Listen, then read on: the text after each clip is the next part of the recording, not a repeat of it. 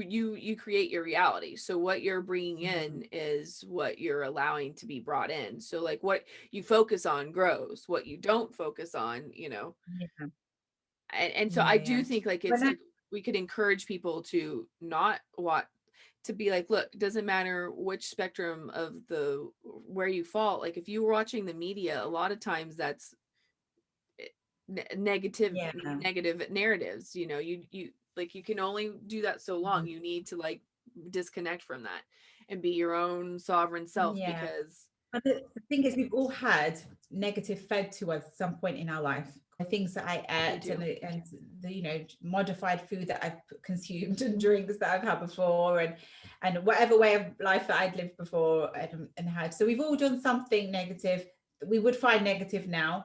And then you look at other, and I was sitting back and I was looking at other situations, and there were, Anita Murangi that was that Wayne Dyer that brought well, he didn't bring in, but he helped to I think with the book, not helped with the book, but he encouraged her to, I Popularized think, it, to yeah. work with Hay House.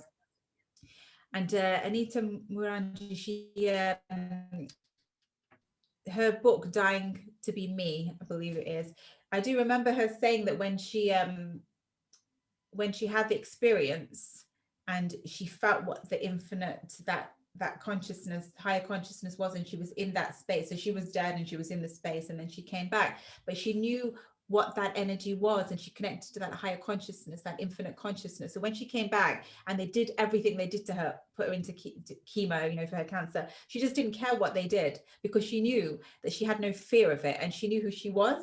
So she knew she was of this higher love and being and essence, and she just didn't care what they did, and it didn't affect her. I think later on, when people have these experiences, and they go through, they die and come back, etc., and I think after a time it becomes less and less, so that that connection isn't as strong as it was. It's like when the children are born, they have such a strong connection to where they come from, and then as they grow older and older, they forget where they come from and who they really are, so they start conditioning and programming to society and what people say. And I think the same thing happened with her. So when she came out of that experience, that energy straight away of what she really was, and back into her physical being, and then she was on the chemo and everything they had to put in her, it didn't affect her because she was already of the essence. But once I suppose she was here and she completely forgot that, then those things can affect her. And then even some films, I mean, I was just watching I was watching all the Star Wars films with Dominic. This was our last couple of weeks we've been watching all these Star Wars films, and there's so many fantastic messages in there.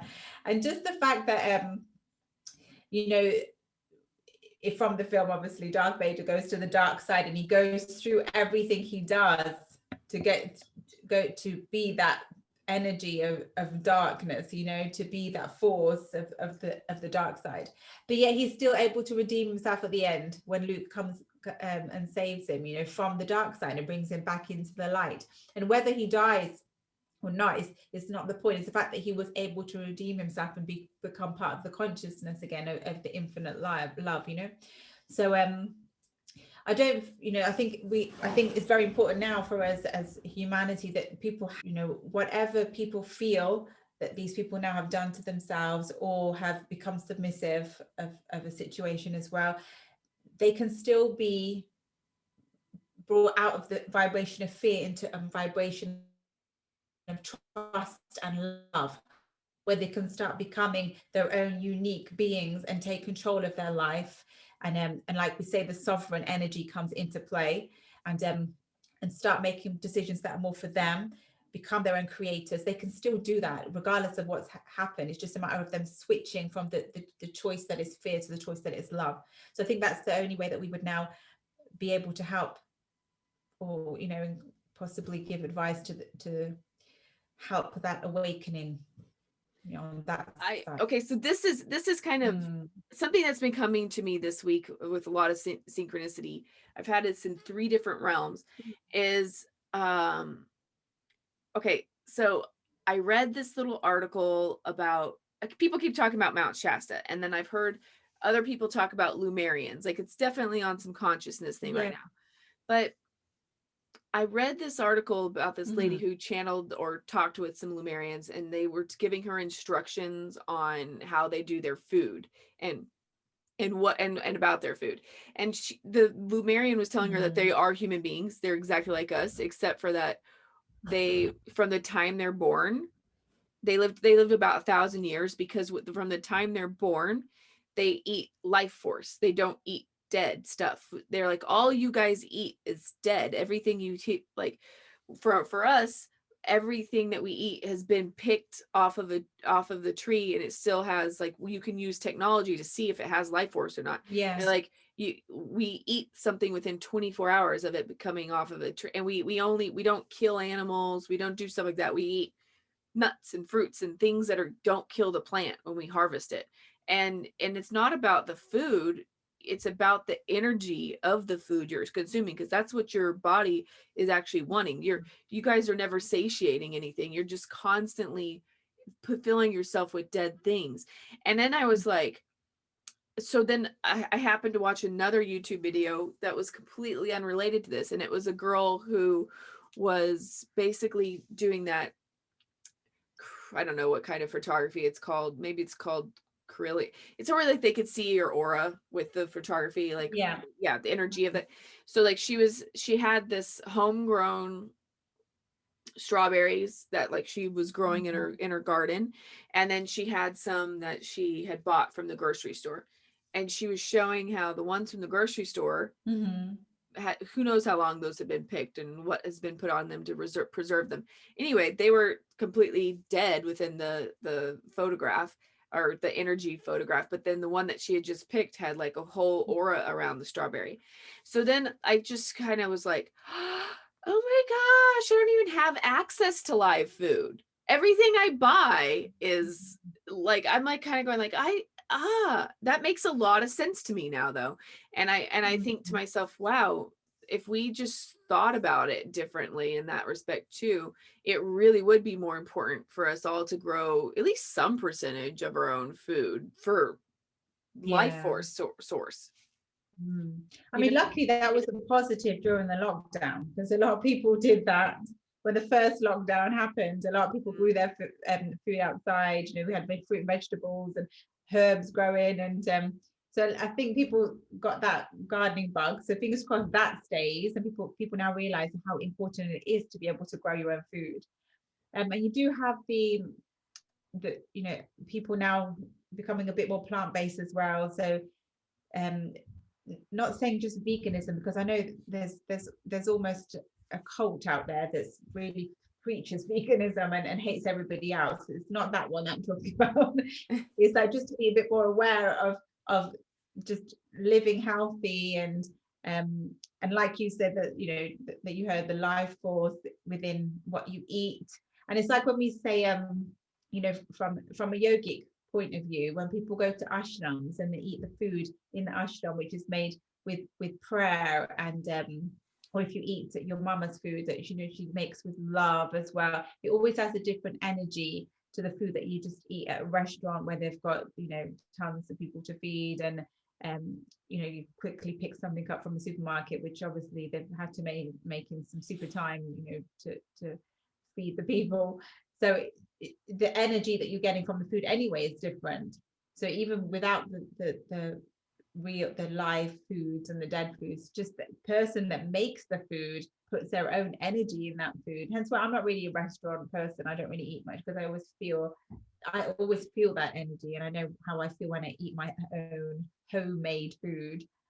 So yeah, definitely what we consume all has energy, and hence why they pray. People have always prayed over food so that they change Mhm. the energy of the food, which also can be done, because I know it's not practical for everybody to be able to grow their own food and be able to get live food. So when you have food, you can change the energy of food. You can take away the negative energy by praying, and create a more of a positive light to energy on your food. That can also be done as well.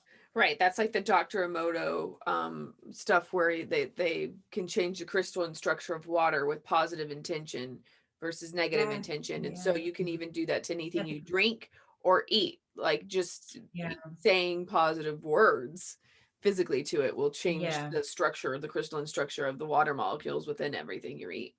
I've always found if I accidentally drop something on the floor, like a fruit or something on the floor, and it banged and it just rolled away, I pick it up and I just give it a kiss and I say a few nice little words to it, and then I'll put it back in the fridge or I'll eat it, because I know that that energy has changed how it felt when it fell on the floor. You know, if it was a Right. live fruit. So yeah, so it's something that I do intuitively anyway. So I think if people just start making it more of a habit to just have a good energy when they're eating their food, number one, if they're not stressed when they're eating their food, that's the first energy vibrational change. Second is just to, obviously when you have your food, maybe pray over it. That's why they've always done it, and it's always something that was a spiritual way of life, where we've always prayed and thanked for the food that we have. And now when I've got herbs growing on my windowsill on the kitchen, I've got basil and rosemary and all kinds of herbs, and when I pick a leaf off that plant, I say thank you very much. I say thank you, and I bless the plant when I pick that leaf up. So I'm not scaring it, I'm not traumatizing the plant, and I'm just grateful that it's given me basil leaf, or giving me chili or something like that. So I always say that as well, because I'm very aware. When you put your hand near a plant, it does sometimes back off, because all plants are life. They Yeah, are they just really are. they're just alive as us and animals. So we do have to be thankful. Yes, I think that's really interesting too, because I've just known, I just know that I have gotten so disconnected from food in that respect, and the life force sense of it. And I think a lot of people have, especially with um meat eating, Mhm. which I haven't eaten meat since 11 years, maybe. Yeah. But Mm. and I know a lot of people still choose to eat meat, but even within that, there's ways to be way more ethical about it than. Yeah, yeah. I mean, people have to realize, if they're eating an animal that has experienced torture, or in conditions where the animal is in a negative vibration, in a fear vibration, weeing themselves and whatever they're doing, creating this extra acid, just having the animal itself, the person would be creating more uric acid in their body anyway. So Mhm. that's going to cause an acidic environment within the body. And so yeah, there is, people have to be careful of how they eat meat, and where the meat comes from. And but for me, for me it's very difficult to just consciously have an animal in my system that I know has gone through pain. No animal really wants to Yeah. die, that to be on somebody's plate. And every life wants to be able to live. And all these animals have their families, and you see them being taken away from their mothers and children, and it's torture for me to even Yeah, have. for me, the reason I consciously stayed with vegetarianism was that I I can feel the energy of what I'm eating in a way, like in terms of I even as a child I could not think about what I was eating. I was like thinking about, oh man, I'm literally eating something's flesh, and how that kind of would gross me out. And then I also would have all these stories of how it died, or how it, like, I mean, I could never shake that. So it was never worth it for me to. And I'll I was never the go back to meat, because I can't shake that. I was the same. Be on my plate. My mum would give me the food. I would start eating, and then probably within the 3 or 4 spoonfuls, I could just see the animal running around. I could see, Yeah. I could just, my imagination would be like, whoo, and I can't eat it. My mom would be like, I can't eat this, and that's it. So I think as soon as I was able to give up meat, I don't think I ate too much anyway when I was young, Yeah. but as soon as I was able to give it up, and I could find other things to eat, then yeah, I was straight off meat. And now I'm a vegan, and I but I've educated myself so much that I know what to eat and nutritionally to make sure me and my son get all the nutrients we need. And I think a lot of people that turn to plant-based living, they don't study before, they don't inform themselves. It's something, if they become a meat, if they are a meat eater or even a vegetarian, they can't just suddenly become plant-based, because Yeah. their body will be deprived. They do need to either Yeah. wean it in or study as much as they can nutritionally how to support their body Well, and way yeah, of life. honestly, the reason I've stayed with vegetarianism versus I was a vegan for 1 year and I did it wrong. Like I didn't know what I Yeah. was doing, and I was, I got like really low on energy, and actually I was probably the healthiest I had been then, but at the same time, like it was it's effort. Like you have to put effort into knowing I mean, it's not a no-brainer. Like you have to know what you're doing, and I just didn't know enough basically. And so for Yeah. me, I feel like I should probably take more classes or I need some kind of, I'm very much a hands-on learner. So um Yeah. yeah. Yeah. I think vitamin wise, minerals, and also make sure that you're getting the right nutrients for what you're doing, because everybody lives a different type of lifestyle. I mean, obviously right now we're pretty much all living the same lifestyle, but normally everybody lives a different type of lifestyle, whether they're in sports or in the office or whatever they're doing, mothers, everybody has a different way of life and they need different things. Some Yeah. people need more, and also you've got different metabolisms and different digestive systems and different thyroid functions, and everybody's got a different part of that. Dosha. They need to be Yeah. able to, yeah, they need to study on what foods and how those foods suit them and supplement them, and also learn about food combinations as well. And there's so much learning when it comes down to food. That's why I don't think ever really anyone can ever really say, my diet is it. That's it. My Yeah. food, the way I eat is it. This is the one. It can't, because everybody is different. Everybody is different. Their belief system is different. Where they come from is different. What suits one person doesn't suit the other.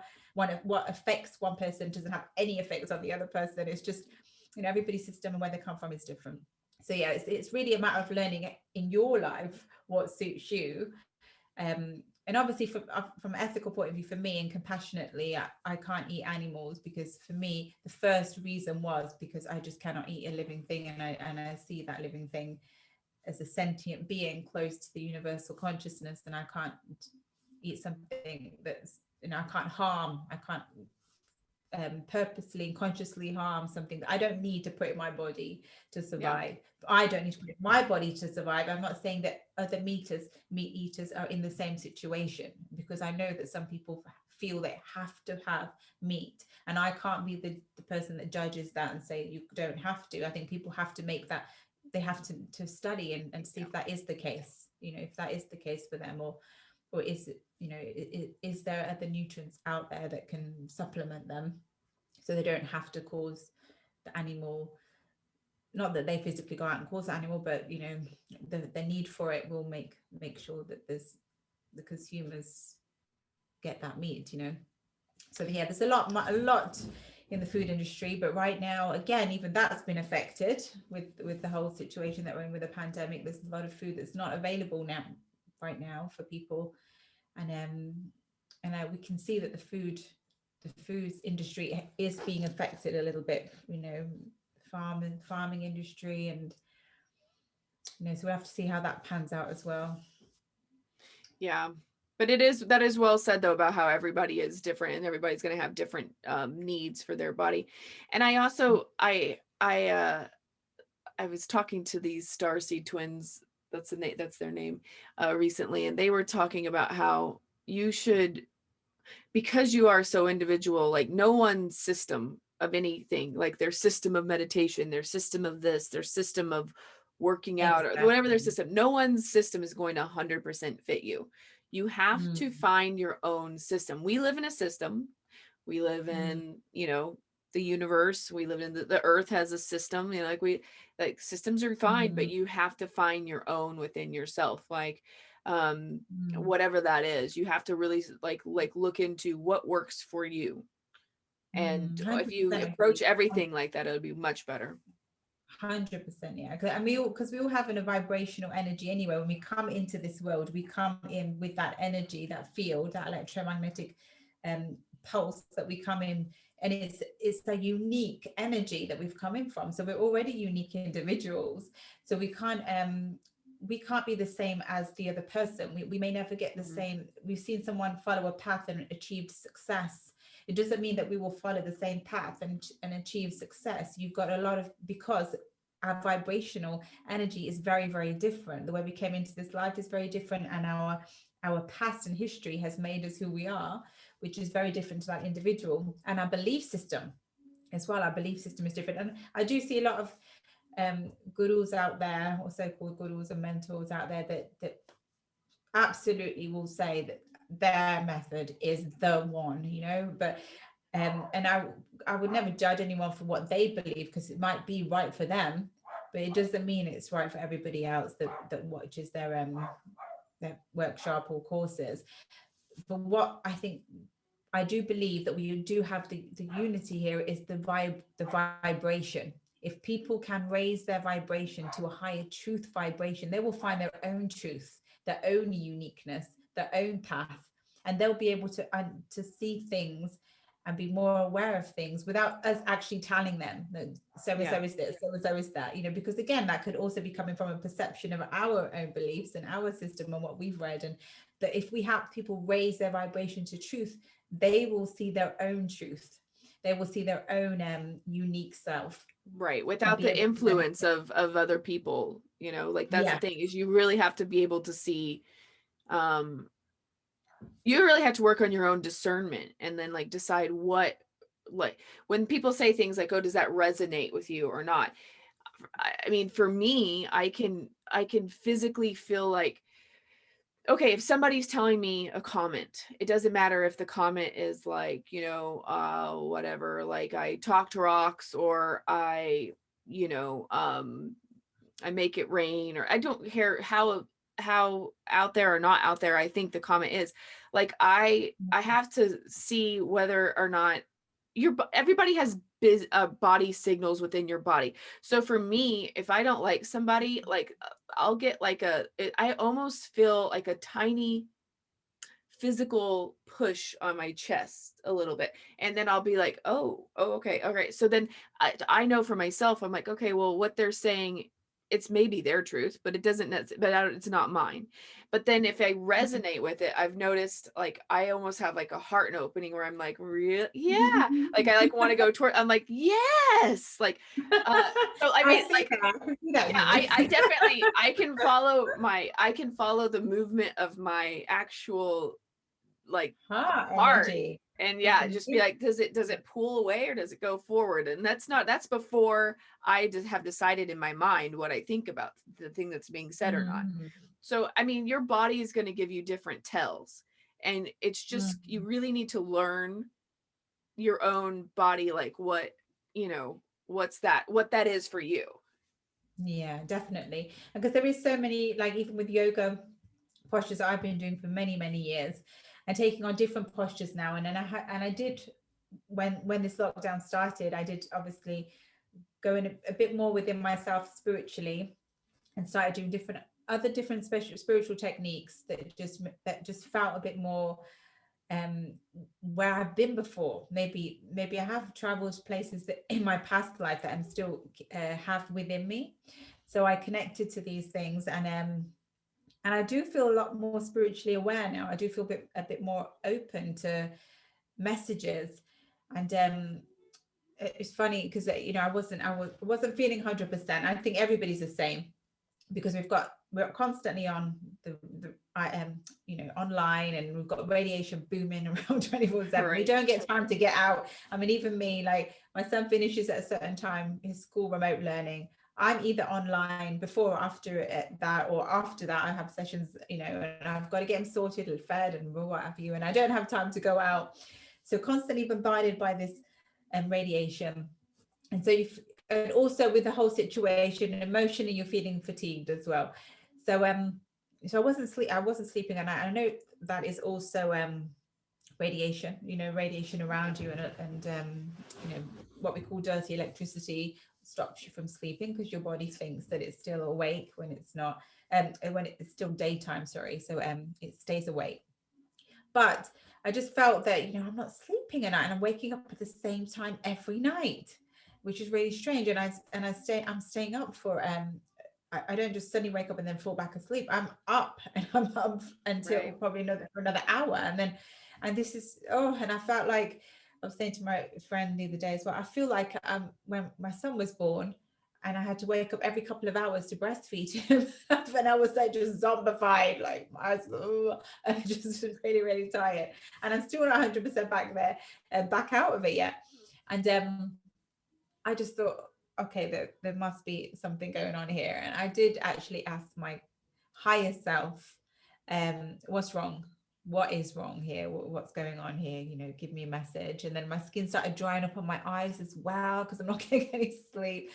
And then in the middle of the night, bam, must have been around the same time, I just got a message saying, it's your liver, toxicated, and also put vitamin E on your eyes. Bam, just messages came. Dum, dum, dum.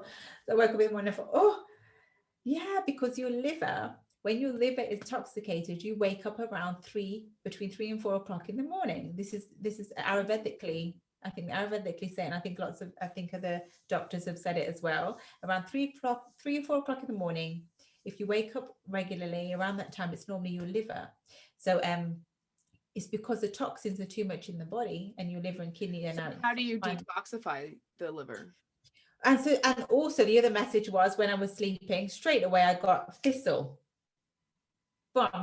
Thistle in my head, and I thought, thistle, like what thistle now am I talking about? Is it? And I was like a bit all over the place in the morning, and so I googled a thistle of liver, and it was milk thistle. It came up with milk thistle. So milk thistle is very good to detoxify your liver. So ordered it straight away, and then I realized that I must have a lot of toxins in the body because I'm not getting out as much as I need to.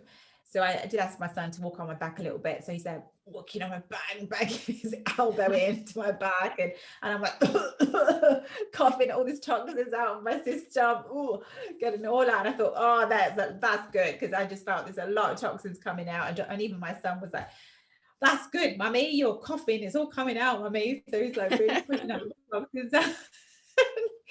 And then I went to sleep, and I actually slept better because all these toxins were coming out. And then again we did it, and I got my son to do it again the day after as well. Walk on my back, get the toxins out again, coming out. And I'd already started the thistle, milk thistle, and I'm starting to sleep better. It's been probably 2 or 3 nights now. So but those messages were just bam, bam, bam. I don't think I've had such strong messages, but just the words came in. So the angels or the guardians, higher self, something was speaking to me. Something was speaking, or something told me those things. I had, for beginning of the pandemic, I had one of my nephews had called, and he wanted me to play this game with him online. And it was called like Clash Royale, and we would battle things or whatever.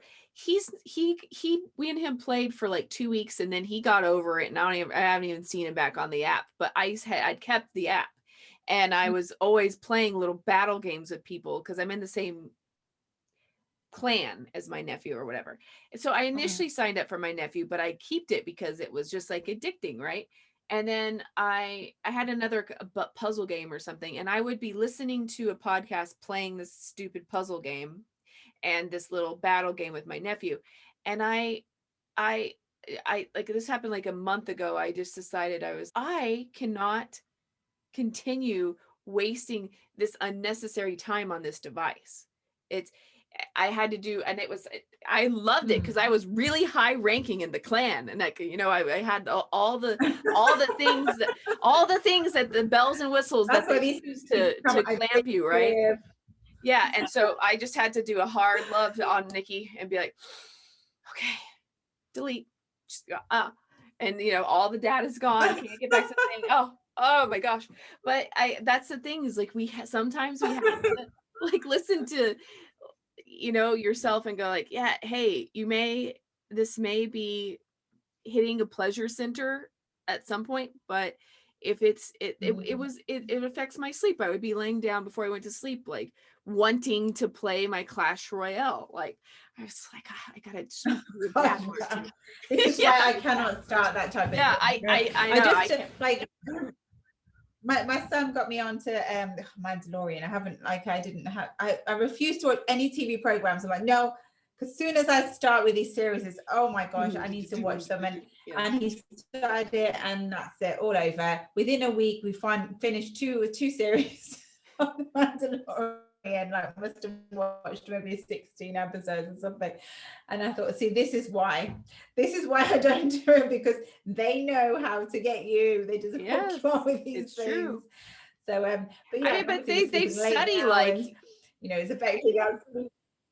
they study what attracts us, and like I know. exactly what the psychology of what'll bring you back onto the app the most. I mean, like you're walking through the forest and you see a red Yeah, they've berry studied and you're it like, for many, ooh, many like years. they know that. So, they know, like, even if you just put one little thing on the Google or internet, or or any web browser, you've got it all over your feed of what you're going to, these things that are related to that one thing, and so if you look through Amazon, if you look through any of these things, they've just got you sorted with that, with algorithms, and they just know how the human mind works. Or it's not how the human mind works, it's how they've programmed and conditioned us to act now, and made us through perceptions, fed us these perceptions of what we want to have, and what we should believe in, and what we should be watching, and what we should be listening to, because it probably isn't what the human mind wants. It's not, if we knew any better, we wouldn't want these things, we wouldn't want to do these things, but we don't know any better. We don't use more than 10% of our brain. So how would we know that there's more out there than just Right. this small little Well, consumed it's part of, this is the sad thing, really, isn't it? yeah, it is. It's the instant gratification that we're able to get from it, and it's the connection that we're able to maintain from it, or that we feel, even though it's a watered down connection. It's not the same as seeing somebody in person. Like none of this can ever like suffice for that. But what I also find Yeah. interesting is like, and a mantra that I've been saying to myself a lot lately, related to these things, is it's a tool for me, not me a tool for it. So I always like am trying to look within that lens, like say, okay, how can I use this tool of technology to better my life? Not me be a tool for the technology, you know, because I feel like that's the battle that's going on within the tech companies right now. Is like they're very much trying to take as much of our time as possible, but and there's some wonderful services and wonderful things, like the fact that we're even able to talk right now, like it's like Yeah. it's amazing. There's some like technology has it's got some amazing qualities to it, but you cannot let it, like, who's in charge here? Like you're in charge of your own Exactly. time and your own attention, and Yeah, so when you really need something, use it as a tool, but don't let it use you. exactly. I think people have really um given everything out there, and their perceptions and their belief system that has been made and created by society, permission to dictate what they do, where they go, who they see. Yeah. They that's really what it is. People need to break free from this and come back within themselves and follow their own intuition, and what they feel they should be doing, and what they feel they're capable of doing, and what they want to believe in, and what they know is right. And that's where the heart comes in, I guess, where what is right now. Everybody's given this whole world permission to dictate what is right and wrong. What should be and what shouldn't be, and what the kids should be doing and what they should be doing. It's crazy right now. It's very It always has been. vampiric, It's been like this actually before that. it's Mm. for me, it kind of Go always ahead. reminds me of, okay, in in folklore of whatever vampires, it's like you have to invite them in. They can't just come into your house. You have to invite them in. And I feel like we do that every time we give permission on an app or on a website. Do you give permission to use cookies? Yeah.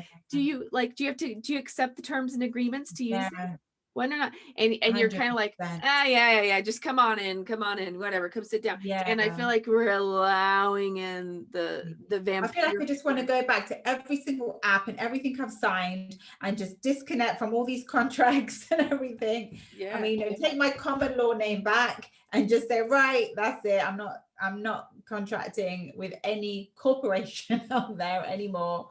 And just, but what would you do really? What would you do? The thing is, like yourself, I really embrace technology as well, and I do embrace the ever changing, and that's going to change. It's going to continue to happen. We are going to evolve in every single way. We're going to evolve.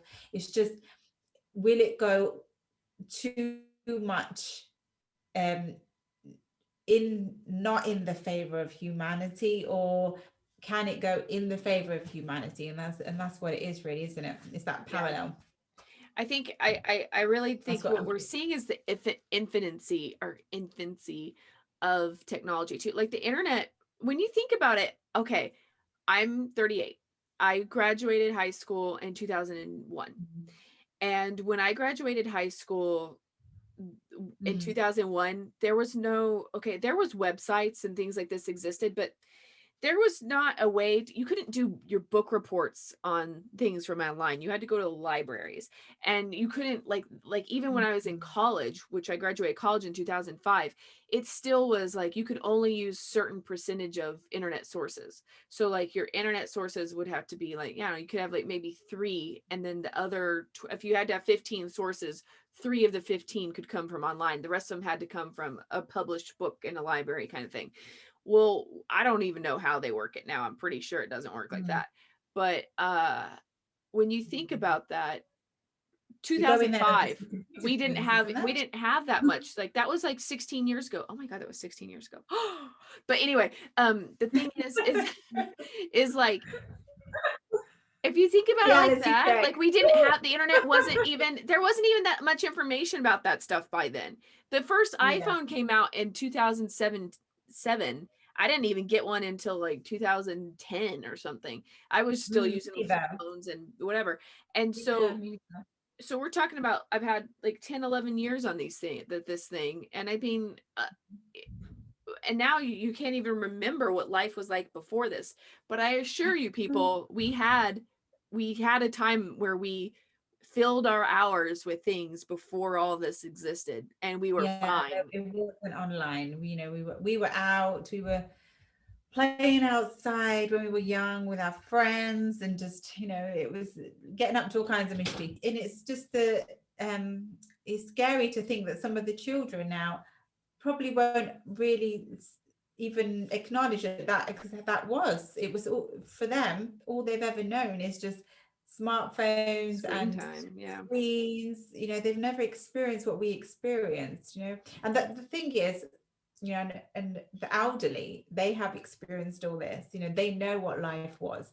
And I think that's probably why a lot of the elderly are against what's happening right now, and the big tech, etc., because they know that we had a different life before. They know how we all connected before. Now it's just everybody's separated. And even before this whole lockdown, even before the big tech became even more intense, there was still a separation between people. I was experiencing it for a long time.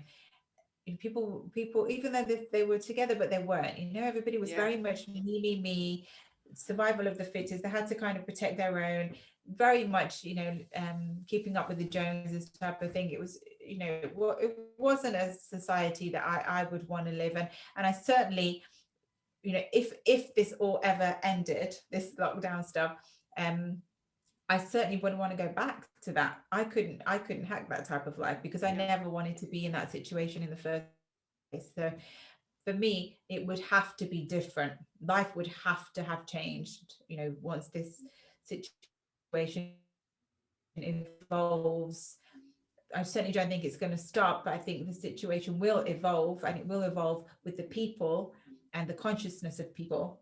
And the consciousness that we have, the two, there is definitely two separate consciousnesses going on right now, aligning to each other. And one is of fear and one is of truth.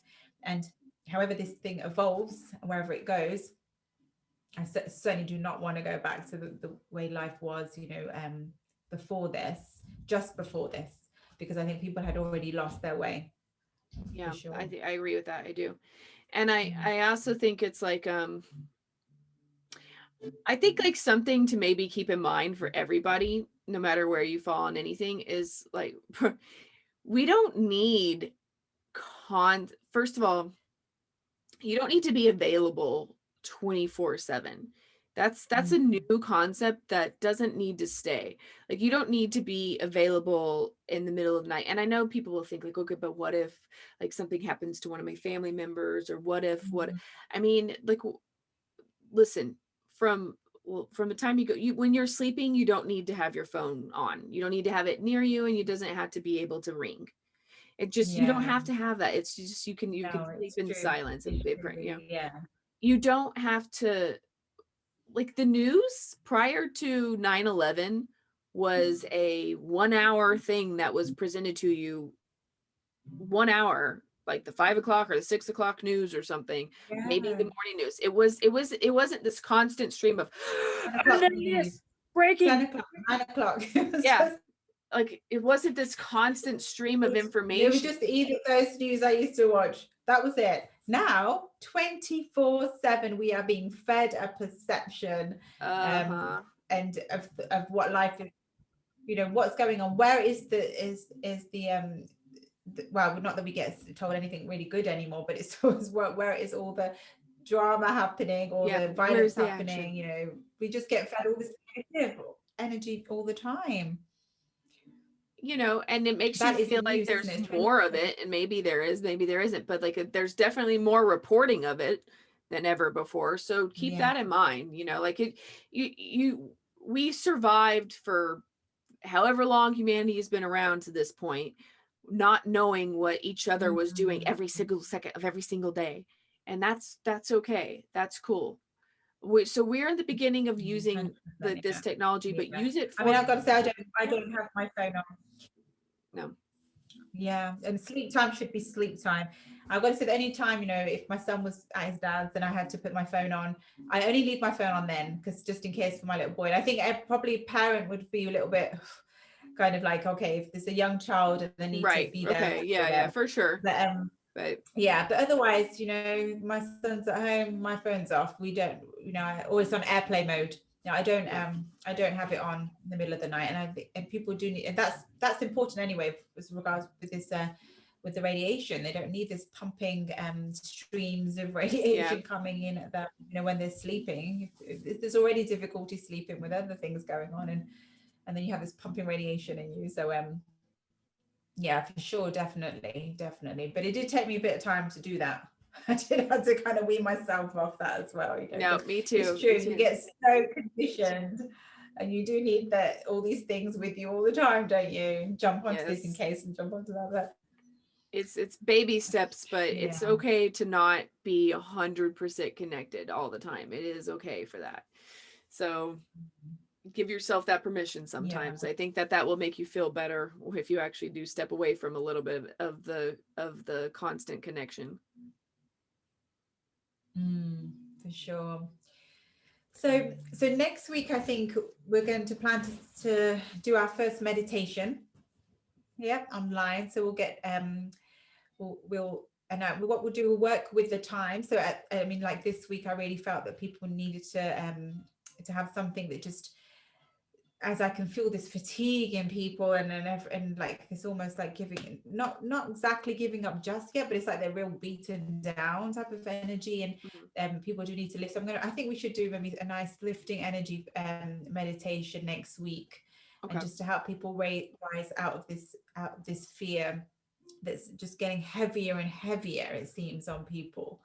And just helping people find this way that they can just lift their vibration up at any time when they feel just like it's getting heavy. Yes.